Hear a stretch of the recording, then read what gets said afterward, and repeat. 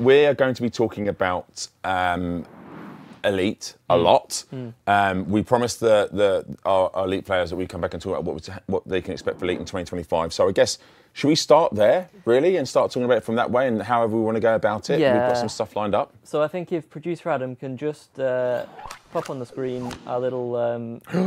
We've got a thing. We've got a thing, yeah. Very high production. Spared no expense. Yeah, we spared absolutely no expense for you guys today, chat.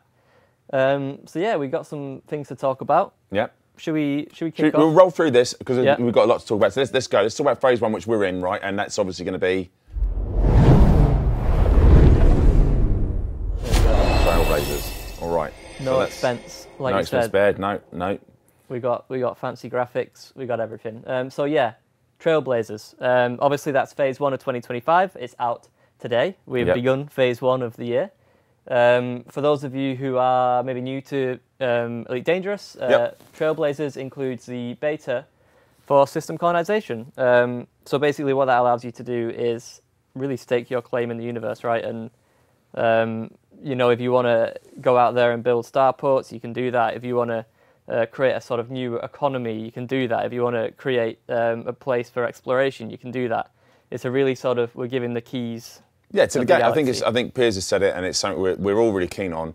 It's allowing players to shape the galaxy and now leave a permanent mark on the galaxy, right? By staking claims on an area and then like just seeing where it goes. Like this is literally player agency now in a one-to-one scale in the Milky Way galaxy. So very, very exciting to see what they happen with, and we're hours into it, right? Hours. And you mentioned it's a beta, right? Oh, you say beta, I say beta. Beta. One of us is right, chat. Yeah. But it is important to note that is like one thing that is really important. Your progress will not be wiped. So whatever you're doing in Elite Dangerous right now is going to be kept. We are looking at how the systems are performing, if they're performing as intended. Yep. And we're also looking at numbers. Yep. Right. So we're looking at how the numbers, what it takes to how far we'll be jumping, which we've discussed. Actually, has changed actually since we first announced, right, Zach? Yep. So I think when we initially talked about it, we had it at 10 light years. For today's launch, that has been moved up to around 15 light years. So yeah, we're still monitoring it. As Piers said, we don't want to start too high and then have to rein things back. Yeah. So we're kind of going the other way around. Yeah. So yeah. So that's in there.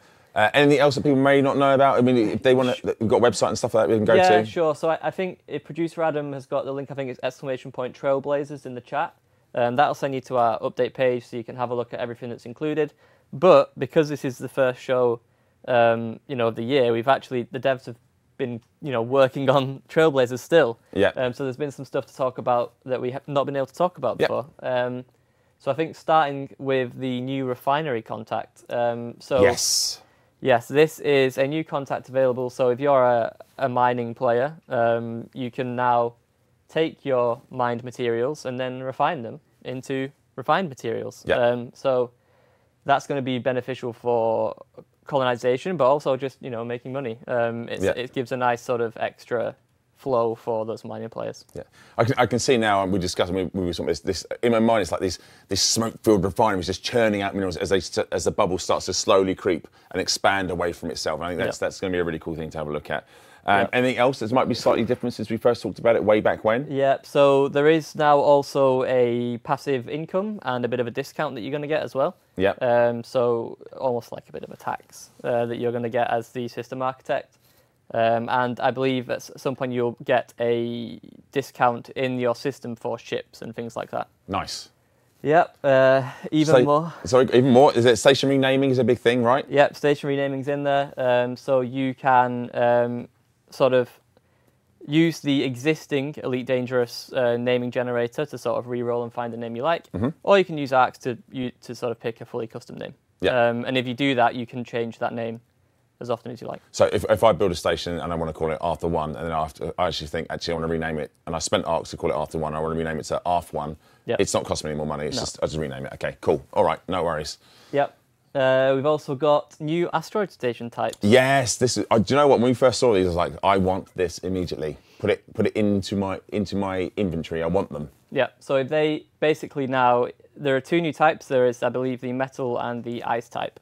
So if they're in the right asteroid belts, they're now going to match the asteroid stations are going to match the belt type that you're in. So if you're in a mineral asteroid, then you're going to see a mineral station. Ice one, you're going to get an ice one. And the ice one gives me very strong Hoth vibes, very strong Hoth vibes. Someone's asked actually in chat, I saw it fly past, how much is it to name your station? I think we're looking at... I think it's 5,000 arcs. 5,000 arcs, so it's not a huge sum of money, or arcs, whichever you want to say it, but arcs is money, I guess. So it's there, so it's 5,000 to rename your station. Yep. So anything else happening today?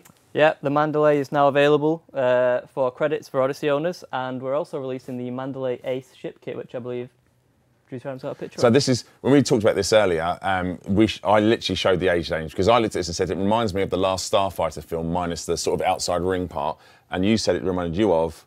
A fighter jet and Gundam. So we are very different people of different eras, but yeah, it looks cool. It looks very, very cool. So that's all the stuff that's coming in for Trailblazers. It's landed today, like I say. Also, but I have seen people talking about CMM, and also and we'll touch this later on. It is live, and we are looking at numbers. Zac? Yeah, so CMM composites are being now restocked at a much, much faster rate. So if you're struggling with CMM, that should now be sort of fixing itself. But this is the idea behind why we called it a beta, right? Because we're putting us all in here and we're seeing how players are going to interact with stuff at scale. And that's the thing that we can't do at Frontier Towers. We can't put it out to tens of thousands of players and see what you're going to do. We have to see this in the wild. So we're going to have a look at it, and we're going to adjust as necessary. But yeah, that's just one example of what the devs are doing. They're constantly looking at the numbers and how players are interacting with that sort of stuff. Yep. All right. Is there anything else you want to talk about? Yeah, one last thing on Trailblazers. That's something that we're working on in the future. It's not available right now. Can't put a time scale on it yet, but it is station cosmetic. So I believe producer Adam's got a couple of images. Yeah. Super nice. Yeah, these look really, really nice. And we know that obviously people wanted to customize anything, everything about Elite Dangerous they want to be able to do. So if you've gone through the effort to creating or colonizing the system, you're going to want to make it a bit more personal to you. These are just two examples. I think the team have done a great job with just these two. I mean, if you did want to call it that red and gold station, it's Stark Station, you could. I think Disney might have an issue with it, but I think you can see where we're going with this. We understand that it's a very personal experience, Elite Dangerous, and you're going to want to personalise stuff. So this is all stuff we're looking at.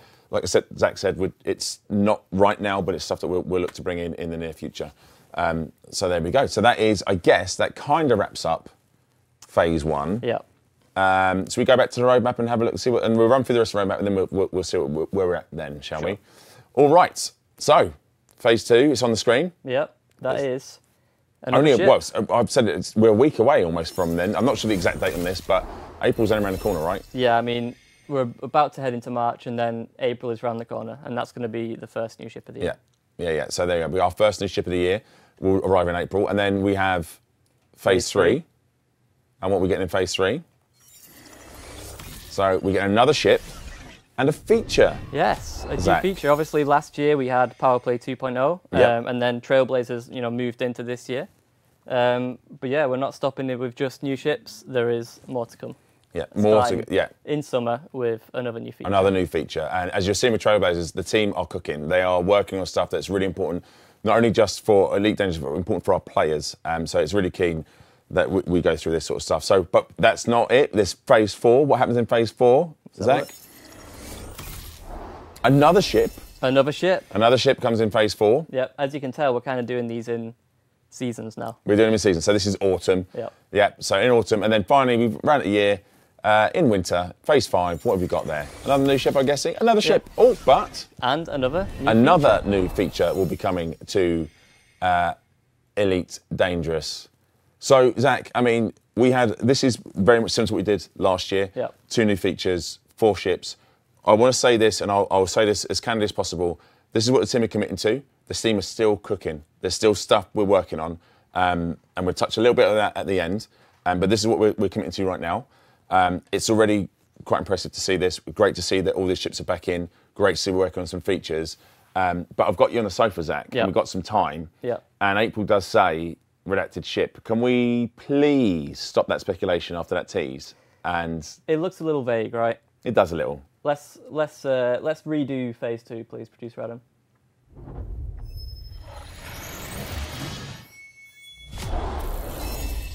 All right then. There we go. There we go. The Gutamaya Corsair is the ship that is arriving in April. I don't want to start talking about it just yet, but I do. Do we want to show it straight away? Shall we show it? Let's reveal it. Let's have a look. There she is. There is the Gutemeyer. And we say this every time. Yep.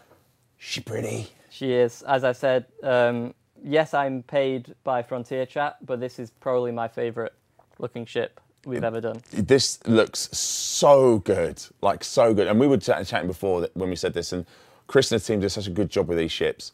And it's weird to see when you see concept art, Yep. and you think, oh, it looks amazing, and you'll get a great product from the concept art, but it's an approximation of it. Look at that profile. Yep. Oh my lord. But somehow they make the concept art, which looks amazing, and then they make the ship look even better, and this still isn't finished. It's like crazy. this is still working its way through. Yeah. But she is a very, very pretty ship. She is. So can we talk about what type of ship she is? Absolutely. So the Corsair is a medium multi-role.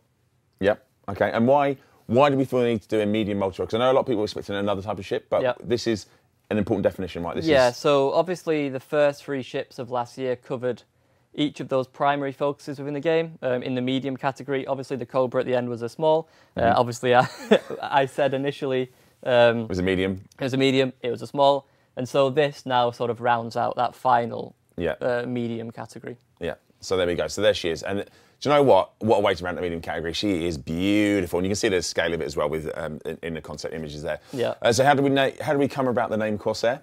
Yeah. So Gutemeyer, like the other sort of manufacturers, have naming conventions, but this one they obviously followed that tradition, but it was a bit more of an aggressive edge to it, as you can see. Yeah. To match the design of the ship. Yeah.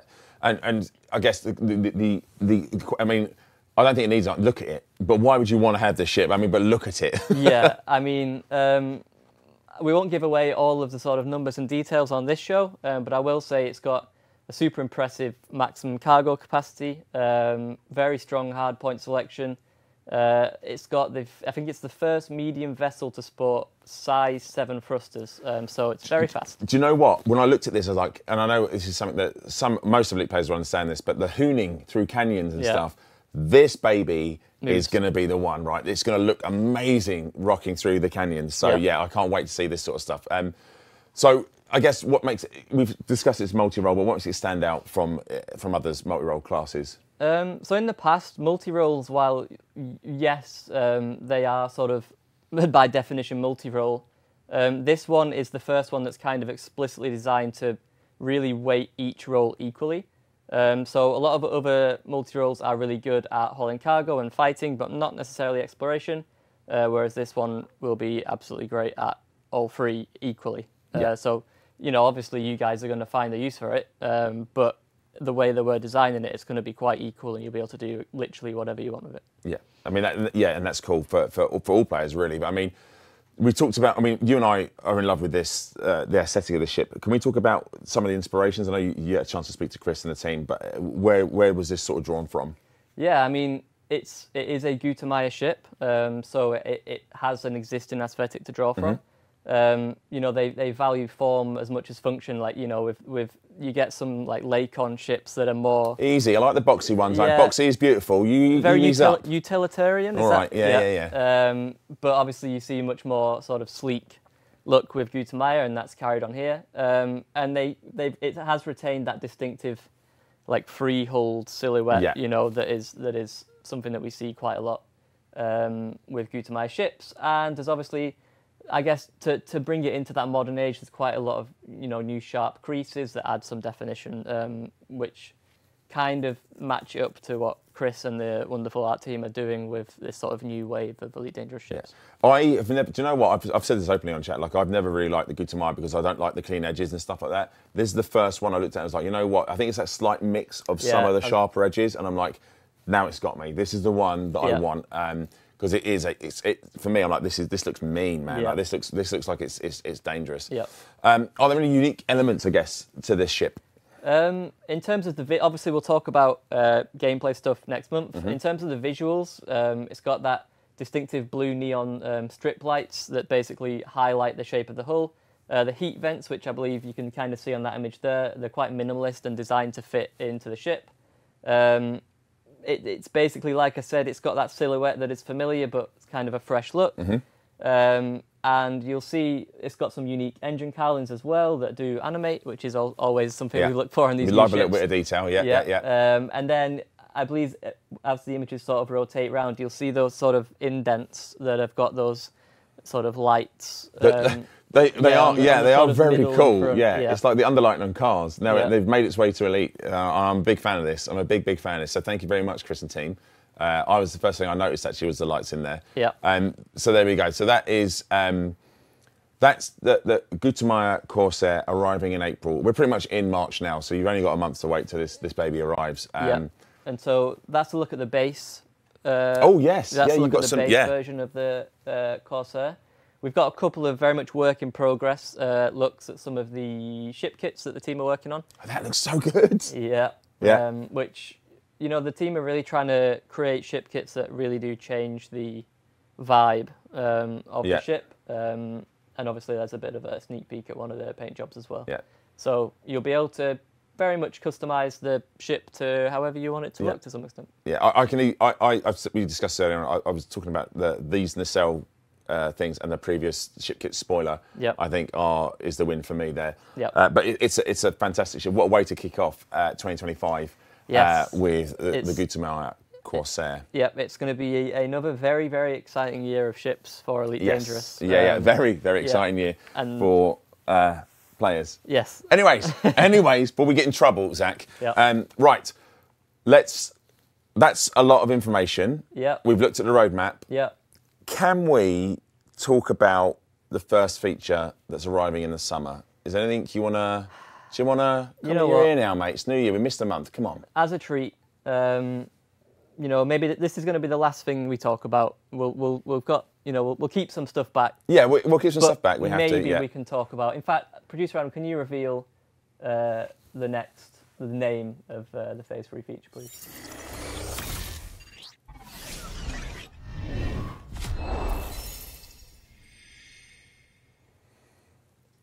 There we are. So it is going to be called Vanguards. Yes. Anything you want to tell us about Vanguards? So Vanguards is going to be very much the spiritual successor to Squadrons. And I believe you sat down with game director Piers Jackson. I did. I sat down with the wonderful Piers Jackson to talk a little bit about, and it is only top level chat. And I tried, you'll see, I even tried to get some more information out about it later on in the year about Vanguard. So producer Adam, do you want to roll that little interview? Hello, Piers. Welcome back to the sofa. This is the second time in a row, almost. I think. It is, I think. Yeah. We are spoiled, Ambassador. You're spoiling us. So you're here for a reason. So we have just shown off the timeline for Elite Dangerous in 2025. Some very exciting times ahead, and obviously there's some stuff on there that says new features. And I very kindly asked if you talked about the first new feature. And so, Piers, what is it? So, drum roll. The first new feature will be called Vanguards. Right. And it is the spiritual successor to Squadrons. Right. Okay. So this is a super exciting update that will be coming later in this year. Obviously, now I know the team are actively working hard behind the scenes on this, and there's lots of stuff you're investigating. So I'm going to try not to pick too hard at this, but it's a really cool update. And like you just said, there, it is a spiritual successor to Squadrons. I know Squadrons. It was something we had in the past. It had a lot of sort of goals we wanted to achieve, and maybe sometimes didn't meet those goals. So this is kind of some of the stuff we're trying to look to address with this new feature. Can you give an example about top line? And I'm going to try not to tease too much out of you because we'll do this later on. Some of the things that a joining Vanguard will provide. So I guess the key thing we're trying to do with the Vanguard system is to improve communication and social gaming within Elite, to allow people who want to experience the game in the same way to be able to come together, have an area that they can call their own in the UI, communicate in there and set objectives. This space and the Vanguard is very much there, so there'll be a leader, as there is now, and they can set goals and objectives for other members of the squad. So as a leader of the Vanguard, you'll be able to set your group up to undertake certain activities and be rewarded for them. So let's say as a bunch of players, you want to do mining as an activity. You can set that as your goal as a Vanguard, and receive perks for working as a group to do that. Okay, so there's actually the reward to doing this. It's not just, oh, we're a group of players that like something. By doing the activity, you'll be rewarded by a perk. Now, I'm not asking what they are yet, because I know the team are busy working on what they're going to look at, but that's a really exciting change to this social mechanic, right, of what Vanguard's going to be. You can also compare your Vanguard against other. I was going to ask. There's going to be Vanguards that are going to want to know who's doing the best in what particular area, right? So, so that's really, really cool, and also be great for players that are joining. Maybe joining Elite for the first time and to find their way and meet a group of players with a shared experience. Is there anything else that they'll be able to do with those players? I think it's really important that that we look at this as a mechanism for onboarding new players to the game. You know, Elite's a big game. It's deep. There's a lot to learn in it. We know that it can be daunting for new players. So one of the things we want to do with this is to incentivise more experienced players to create Vanguard and bring newer players into them and onboard them to the game, help them with the game, really, just to get them going. And are we going to see, you mentioned there'd be like a UI space for the Vanguards. Are we doing anything else with the comms in the game to support sort of these Vanguards communicating with each other? Yeah, so we'll have sort of an almost an offline element, which is in the UI, but we also want to take this into the game so that the communication between players in a Vanguard, also being able to communicate more easily with players who are not in your Vanguard, potentially to invite them to join. Recruit them to your, yeah, that's cool. And something I thought was very cool, only because, well, I'm not lazy, I'm a little bit lazy, but it sometimes is daunting going into a new activity, say, for argument's sake, let's say AX Combat, which I guess is probably one of the tougher things you can take on, certainly if you're a new player, because you might need some specialised kit, and there's a certain way of fighting the Thargoids. Would there be a Vanguard? What else could a Vanguard offer, like if they're an AX Vanguard? Is there anything else that you might have? So I guess the feature you're trying to tease out of me here, Arf, is... subtle, aren't I? It's very subtle. Yeah. We're looking to create the equivalent of a bank, a repository where, and we're still working through the details on this, where you might be able to share credits or modules or ships. So the Vanguard itself actually has a banking area that's beneficial to its members. That's super cool. I mean, I know, and again, not committing to anything right now because there's lots of different things that go on behind the scenes to make sure that certain things can be investigated, that those features work, etc., etc., etc.